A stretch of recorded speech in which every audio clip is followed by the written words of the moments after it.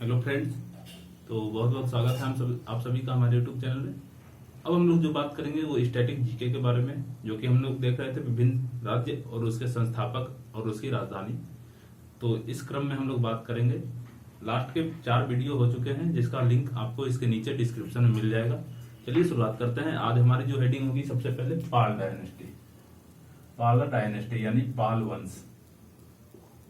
तो पाल वंश के बारे में हम लोग देखेंगे तो मुख्य रूप से हम लोग यही चीज देख रहे हैं कि इस वंश के संस्थापक कौन थे, ये कौन सी, इसकी राजधानी कहाँ थी, किस एरिया में ये था, और अंतिम शासक कौन था। उसके अलावा कुछ मुख्य फैक्ट भी देख लेते हैं। जैसे कि इस वंश का संस्थापक की अगर हम बात करें तो इसका संस्थापक कौन था पाल वंश का? पाल वंश का संस्थापक गोपाल, ठीक है। और अंतिम शासक कौन था? अंतिम शासक था रामपाल, ठीक है। इनकी राजधानी कहाँ थी? तो राजधानी आपको देखने को मिलेगा वर्तमान के बिहार के मुंगेर में। राजधानी थी मुंगेर, ठीक है, राजधानी थी मुंगेर। अब हम लोग इसके कुछ फैक्ट के बारे में बात कर लेते हैं। गोपाल जो था, आपका संस्थापक जो था गोपाल, ये उदंतपुरी विश्वविद्यालय जो है बनवाया था, ठीक है। आपको इतना पता होना चाहिए, उदंतपुरी एक विश्वविद्यालय भी थी, जो कि नालंदा के बाद दूसरी जो है महत्वपूर्ण विश्वविद्यालय थी भारत की, जिसमें जो है बड़े स्तर पे शिक्षा होता था, पढ़ाई उढ़ाई की जाती थी। लेकिन वर्तमान में वो नष्ट हो चुका है। तो गोपाल ने जो है, हमने बताया आपको कि गोपाल ने क्या करवाया था? उदंतपुरी विश्वविद्यालय। कहाँ है ये विश्वविद्यालय? ये है, पड़ता है मगध यानी राजगिरी वाले क्षेत्र में, ठीक है। उदंतपुरी विश्वविद्यालय का निर्माण करवाया था। उसके बाद अगर हम देखें तो इनके महानतम शासकों में जो है नाम आता है धर्मपाल का। धर्मपाल ने जो है एक विक्रमशिला विश्वविद्यालय बनवाया था। विक्रमशिला विश्वविद्यालय, यह विक्रमशिला विश्वविद्यालय कहाँ पड़ता है? भागलपुर, बिहार में ही है, ठीक है। विक्रमशिला विश्वविद्यालय बिहार में ही है, भागलपुर। ये धर्मपाल ने बनवाया था। धर्मपाल ने ही एक सोमपुर या सोमपुरा कह लीजिए, महाविहार बनवाया था। महाविहार ये बौद्धों को रहने के लिए जो है बनवाया जाता था, ठीक है। ये कहाँ है? मुख्य रूप से ये जो है, ये पड़ता है आपका बांग्लादेश में। तो बांग्लादेश में इसने, वर्तमान में के बांग्लादेश में स्थित सोमपुर महाविहार किसने बनवाया था? धर्मपाल ने, ठीक है। इन जो है पाल वंश की जो है आधिकारिक धर्म जो थी वो बौद्ध धर्म थी। यानी ये भी सवाल पूछा जाता है कि बौद्ध धर्म के अंतिम हिंदू अनुयायी या फिर हिंदू संरक्षित शासक कौन थे? तो पाल शासक जो है अंतिम हिंदू शासक थे, ठीक है, जो कि बौद्ध धर्म को अपना संरक्षण दिया हुआ था। तो धर्मपाल ने जो है ये दोनों काम किए थे। धर्मपाल ही ऐसा पहला जो है पाल वंश का शासक था जिसने त्रिपक्षीय संघर्ष में हिस्सा लिया था। आपको बता दूं, वैसे हमने पिछली वीडियो में बता दिया है कि त्रिपक्षीय युद्ध या संघर्ष किनके बीच लड़ा गया था। तो त्रिपक्षीय संघर्ष 3 लोगों के बीच लड़ा गया था। तो त्रिपक्षीय संघर्ष में जो है पाल वंश थे, उसके बाद गुर्जर प्रतिहार। पहले ये लोग किस क्षेत्र के लिए लड़ाई करते थे त्रिपक्षीय संघर्ष में? कन्नौज के लिए। कन्नौज में पाल वंश जो है आक्रमण करता था, उसको गुर्जर प्रतिहार हराता था। गुर्जर प्रतिहार को फाइनली जो है कौन हरा देता था? फाइनली हरा देता था राष्ट्रकूट शासक, ठीक है। तो ये जो है पहली जो है शासक धर्मपाल था जिसने त्रिपक्षीय संघर्ष में हिस्सा जो है लिया था, मतलब जो है आक्रमण किया था। तो धर्मपाल से ये जो है सवाल है। अब एक जो है इसके महानतम शासक तो धर्मपाल है, महान शासक, और इसके जो है मुख्य शासक जो है महिपाल, देवपाल, ये सब आदि जो है देखने को मिलते हैं। तो आप देखेंगे देवपाल एक जो शासक है, उसने उदंतपुरी विहार जो है बनवाया था। विहार, बौद्धों को रहने का स्थान को विहार कहा जाता है, बौद्ध भिक्षु जहां रहते हैं। तो उदंतपुरी विश्वविद्यालय पूछे तो गोपाल ने बनवाया था, लेकिन उदंतपुरी विहार पूछे तो देवपाल ने बनवाया था। इतनी चीजों को आप ध्यान रखेंगे, ठीक है। तो इसी के साथ हमारा पाल वंश खत्म होता है। मुख्य रूप से आपको याद रखना है कौन पहला संस्थापक था। इस वंश का संस्थापक गोपाल था, राजधानी मुंगेर थी और अंतिम शासक रामपाल था, ठीक है। धर्मपाल का नाम याद रखेंगे, विक्रमशिला विश्वविद्यालय से कम इतना आपको याद रखना होगा, ठीक है। तो ये हम इसको मिटाते हैं। तो पाल वंश खत्म हो गया, मुंगेर में इसकी जो है पड़ती है। लास्ट वीडियो में हम जो है पूरा एक इंडिया का मैप बना के सभी जो है राजधानी और उनके जो है राज्य जो है वंश लिख देंगे एक बार। अभी आप ऐसे याद कर लीजिए। तो दूसरी जो हमें पढ़ना है वो है सेन वंश। सेन वंश, सेन डायनेस्टी। सेना डायनेस्टी जो है कहां पे पड़ती थी? ये बंगाल वाले एरिया में ही था मुख्य रूप से। तो सेन वंश के जो संस्थापक थे, तो संस्थापक हम यहां लिख देते हैं, और संस्थापक के बाद आएगा अंतिम शासक, अंतिम शासक के बाद आएगा इसकी राजधानी। राजधानी तो सेन वंश के संस्थापक लक्ष्मण सेन, सामंत सेन थे। सामंत सेन। और अंतिम शासक लक्ष्मण सेन थे। लक्ष्मण सेन, ठीक है। इसकी राजधानी लखनौती, यानी कि कलकत्ता को पुराना नाम लखनौती है। तो लखनौती के पास में एक नादिया, वर्तमान में एक जिला पड़ता है नादिया जिला। कहां? लखनौती, यानी कलकत्ता वाले। कलकत्ता को उस समय लखनौती के नाम से जाना जाता था। तो या तो लखनौती दे सकता है या तो नादिया दे सकता है, ठीक है। तो मुख्य रूप से वैसे ये इसकी राजधानी नादिया ही मानी जाती है, लेकिन लखनौती भी दे सकता है, इसको आप याद रखें, ठीक है। इसी नादिया जिले में एक मैदान पड़ता है, प्लासी का मैदान, जहां पे युद्ध हुआ था 1757 में, ठीक है। वहीं पे सिराजुद्दौला हार गया था और कंपनी जीत गई थी। तो लक्ष्मण सेन इसका अंतिम शासक और संस्थापक सामंत सेन है। इस लक्ष्मण सेन के दरबार में जो है, यहाँ से मुख्य रूप से इस वंश से केवल एक ही पॉइंट और याद रखनी है, एक या दो पॉइंट। वो ये कि इसके दरबार में एक व्यक्ति रहता था, जयदेव। जयदेव, इस जयदेव ने एक जो है बहुत ही प्रसिद्ध पुस्तक लिखी है, जिसका नाम है गीत गोविंद। गीत गोविंद। तो गीत गोविंद किसने लिखा है? जयदेव ने। वो किसके दरबार में? लक्ष्मण सेन के दरबार में। ये जो है सेन वंश से जो है ये मुख्य रूप से ये तथ्य थे। इसके बाद अगर हम बोले तो ये ऐसा पहला वंश है, ये ऐसा पहला वंश है जिसने अपने अभिलेखों को किसमें उत्कीर्ण करवाया था? तो हिंदी में उत्कीर्ण करवाया था, हिंदी में लिखवाया था, सीधे कह दे तो हिंदी में लिखवाने वाला अभिलेख का पहला जो है वंश कौन था? सेन वंश, ठीक है।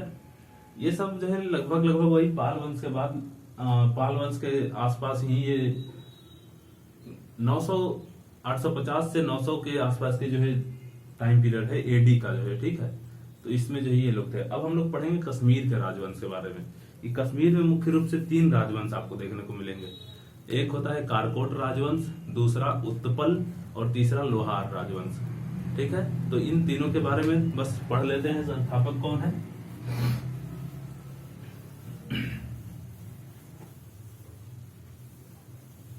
आपको पता है कि श्रीनगर की स्थापना किसने की थी? अशोक ने की थी, पता होना चाहिए।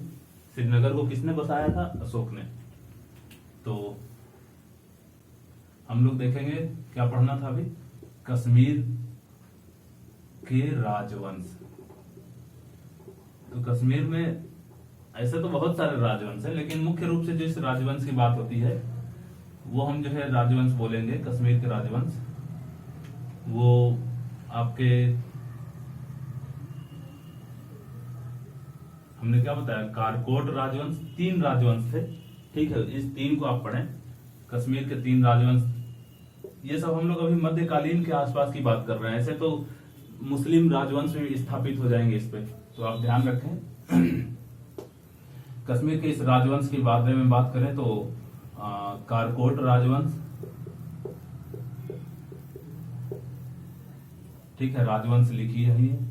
दूसरा उत्पल राजवंश, उत्पल राजवंश, और तीसरा जो है लोहार वंश, लोहार वंश। कारकोट वंश, उत्पल वंश और लोहार वंश, ये 3 कश्मीर में राजवंश देखने को मिलते हैं। कारकोट के जो संस्थापक थे वो दुर्लभ वर्धन थे, दुर्लभ वर्धन। ठीक है, ये हम संस्थापक लिख रहे हैं। और अगर हम यहां देखें उत्पल वंश के संस्थापक कौन थे, तो अवंती वर्मन। अवंती वर्मन, उत्पल वंश के संस्थापक अवंती वर्मन थे और लोहार वंश के संस्थापक संग्राम राज था। संग्राम राज, ठीक है। तो ये इनकी जो है संस्थापक की बात आती है। इस उत्पल वंश की एक रानी है जिनका आपका नाम याद रखना है, रानी दिद्दा। रानी दिद्दा, इसी उत्पल वंश की एक रानी थी जिनका नाम था रानी दिद्दा। दी आधा द फिर पूरा द, दिद्दा। ये दिद्दा इसलिए इंपॉर्टेंट है क्योंकि इनके समय में जो है मोहम्मद गजनवी ने जो है क्या किया था, आक्रमण कर दिया था, ठीक है। तो इस चीज को आप याद रखेंगे, ठीक। मोहम्मद गजनवी ने मोहम्मद गोरी ने किया था आक्रमण। रानी दिद्दा, उत्पल वंश 950, 1000 नहीं, ठीक है, मोहम्मद गजनवी ने किया था। संग्राम राज, इसके जो है इस लोहार वंश का जो अंतिम शासक आपसे पूछा जाता है, उसका अंतिम शासक था जय सिंह। ये इसलिए फेमस है क्योंकि इसके दरबार में एक व्यक्ति रहता था जो बहुत ही बढ़िया जो है कश्मीर के इतिहास को जो है अपने किताब में लिखा है, जिसका नाम है कल्लहड़। जय सिंह के दरबार में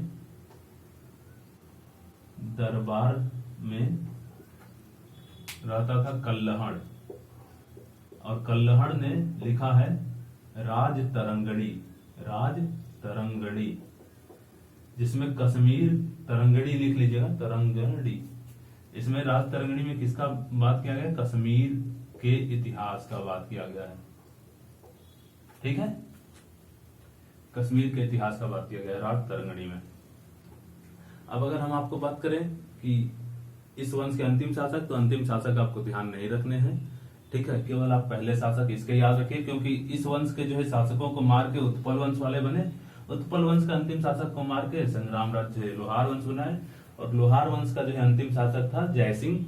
इसके बाद मुस्लिम साम्राज्य शुरू हो जाता है, और आपको पता होगा कि जो है जैनुल आबदीन नामक एक जो है राजा है जो कश्मीर का अकबर के नाम से फेमस है। आप जैनुल आबदीन को कश्मीर का अकबर कहा जाता है, कश्मीर का अकबर, ठीक है, जैनुल आबदीन को। इस चीज को आप ध्यान रखेंगे। तो इतनी बातें थी कश्मीर के राजवंश से, जो कि इससे बाहर जो है एग्जाम में कुछ भी नहीं आएगा, इतना आप जो है विश्वास रखें। अब हम लोग एक और राजवंश पढ़ते हैं, फिर इस वीडियो को यहाँ समाप्त करेंगे। फिर अगले वीडियो में एक नए राजवंशों के साथ हम जो है आपसे जुड़ेंगे। तो अभी हम लोग को जो पढ़ना है वो पढ़ना है प्रतिहार वंश। तो चलिए स्टार्ट करते हैं। इससे पहले इसको मिटाएं। तो गुर्जर प्रतिहार के बारे में हम बात करेंगे। गुर्जर प्रतिहार वंश जो था वो वैसे तो ये मालवा के शासक थे जिन्होंने आक्रमण कर दिया था जो है कन्नौज वाले एरिया में, और ठीक है, कन्नौज वाले एरिया में आक्रमण किया था बार बार कन्नौज को जीतने के लिए, क्योंकि कन्नौज उस समय बहुत ही जो है दोआब के क्षेत्र में जो है स्थित एक उपजाऊ भूमि और बहुत ही बढ़िया जो है राज्य चलाने के लिए केंद्र जो है था पूरे मध्य भारतीय इतिहास के संबंध में। तो उस केंद्र को प्राप्त करने के लिए लगातार त्रिपक्षीय संघर्ष हुए। तो इसमें हम देखेंगे कि पहले कौन सी वंश थी, गुर्जर प्रतिहार। गुर्जर प्रतिहार, तो इस गुर्जर प्रतिहार वंश का जो संस्थापक था, तो इसके संस्थापक की अगर हम बात करें तो संस्थापक था नागभट्ट प्रथम। नागभट्ट प्रथम, इसकी राजधानी उज्जैन थी, लेकिन ये जो है क्या करता था, ये अपनी राज्य विस्तार को बढ़ाने के क्रम में इसके बेटे नागभट्ट द्वितीय ने कन्नौज पे आक्रमण किया था, लेकिन वो असफल रहा। उसको राष्ट्रकूट शासक गोविंद तृतीय ने हरा दिया था। तो हम कह सकते हैं कि नागभट्ट द्वितीय को हराया, किसने हराया, गोविंद तृतीय। गोविंद तृतीय और राष्ट्रकूट शासक था, ये राष्ट्रकूट शासक था, इसने जो है इसको हरा दिया था। तो अगर इसके सबसे प्रतापी शासक की बात करें कि इसका सबसे प्रतापी शासक कौन था, तो इसके प्रतापी शासक में जो है नाम आता है मिहिर भोज का। मिहिर भोज। मिहिर भोज जो था वो प्रतापी शासक था, ठीक है। और इस वंश में एक जो है महीपाल नाम का शासक था, महीपाल। इसके दरबार में एक व्यक्ति रहता था जिसका नाम था राजशेखर। राजशेखर, इस राजशेखर ने जो है दो पुस्तक, वैसे तो बहुत पुस्तक लिखी है लेकिन दो मुख्य फेमस है, जिसका नाम है एक काव्य मीमांसा, काव्य मीमांसा, और दूसरा कर्पूर मंजरी, कर्पूर मंजरी। ये दोनों किताब बहुत ही फेमस है जो कि राजशेखर ने लिखी थी। और राजशेखर ने जो लिखी थी ये किसके दरबार में रहते थे? महीपाल के दरबार में। अच्छा, मिहिर भोज ने अपनी राजधानी बाद में जो है उज्जैन से हटा के कन्नौज को स्थापित कर ली थी। तो इनकी दो राजधानियां देखने को मिलती हैं प्रतिहार की, एक उज्जैन और एक कन्नौज। ऑप्शन में जो आ जाए, दोनों आएगा तो आपको जो है कन्नौज लगाना है, क्योंकि जो है बहुत ही अल्प समय तक उज्जैन था, उसके बाद ज्यादा समय तक कन्नौज रहा था, ठीक है। तो कन्नौज इसने अपनी राजधानी बना दी थी। तो ये था जो है आपका प्रतिहार वंश। प्रतिहार वंश के बारे में हमने बात की। अब हम लोग जो है देखते हैं तो एक वंश और पढ़ लेते हैं, ठीक है। तो हम इसको इरेज करते हैं, ठीक है। प्रतिहार डायनेस्टी आपने देख लिया। संस्थापक नागभट्ट प्रथम। लास्ट शासक नहीं लिखे हैं क्या? इसके लास्ट जो शासक था उसका नाम था यशपाल। लास्ट यानी अंतिम शासक यशपाल, ठीक है। नागभट्ट द्वितीय को हराया किसने? गोविंद तृतीय ने। मिहिर भोज ने कन्नौज को अपनी राजधानी बनाई और उस पर आक्रमण कर, ये सबसे प्रतापी शासक था। महीपाल तो पाल वंश का है भाई, महीपाल नहीं होगा, महीपाल गड़बड़ है। आपका यहाँ पे जो शासक होगा वो होगा महेंद्रपाल, महेंद्रपाल, ठीक है। महीपाल किस वंश का था? पाल वंश का था। महेंद्रपाल ने के दरबार में राजशेखर रहता था, ठीक है। इसने जो है दो पुस्तक मुख्य रूप से लिखी थी। अब एक लास्ट जो है पढ़ लेते हैं, बहुत ही छोटा सा जो है डायनेस्टी है जिसका नाम है वर्मन डायनेस्टी। वर्मन, देखें टाइम कितना हुआ, 5 मिनट टाइम है तो पढ़ लेते हैं, इतने में हो जाएगा। वर्मन वंश, वर्मन वंश। वर्मन वंश के अगर हम जो है बात करें संस्थापक कौन थे, बहुत ही आसान चीजें हैं, आप जो है देखिएगा। तो यहाँ पे 3 चीजें लिखना है, एक संस्थापक लिखेंगे, एक अंतिम शासक लिखेंगे, और तीसरा हमने लिखना है राजधानी, राजधानी। तो 3 चीजों को हमने देखना है। तो इसके जो है संस्थापक कौन थे? संस्थापक थे पुष्यवर्मन, पुष्यवर्मन। और अंतिम शासक कौन थे? तो अंतिम शासक की अगर हम बात करें तो भास्कर वर्मन। वैसे आप चाहें तो इस अंतिम वाले को आप चाहे तो न भी याद रख सकते हैं, कोई दिक्कत नहीं होगा। तो भास्कर वर्मन जो है जोन है, इसको आप चाहें तो नहीं भी याद रख सकते हैं। राजधानी कहाँ थी? तो प्रागज्योतिषपुर थी, प्रागज्योतिषपुर, ठीक है।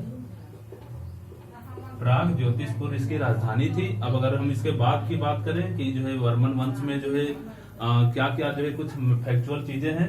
अच्छा, प्रागज्योतिषपुर को वर्तमान में किस नाम से जाना जाता है ये भी कभी कभी आप जानते रहे, क्योंकि असम वाला जो एरिया है ना उसको प्रागज्योतिषपुर के नाम से जाना जाता है, ठीक है। अब इसमें ज्यादा कुछ इंपॉर्टेंट है नहीं। ये जो वंश था बाद में पाल वंश के साथ मिल जाता है, और पाल वंश के साथ मिलने के बाद अब इसके साथ ही सामंत के रूप में काम करने लगता है। तो वर्मन वंश से बस एक चीज याद रख सकते हैं, राजधानी प्रागज्योतिषपुर जिसे वर्तमान में असम के नाम से जाना जाता है, और संस्थापक पुष्यवर्मन था, ठीक है। आपको असम के बारे में बता दूं, कामाख्या देवी मंदिर असम में ही है, जो कि 51 शक्तिपीठों में से एक है, जो कि भारत का एकमात्र ऐसा मंदिर है जहाँ पे लिंग की पूजा की जाती है, ठीक है।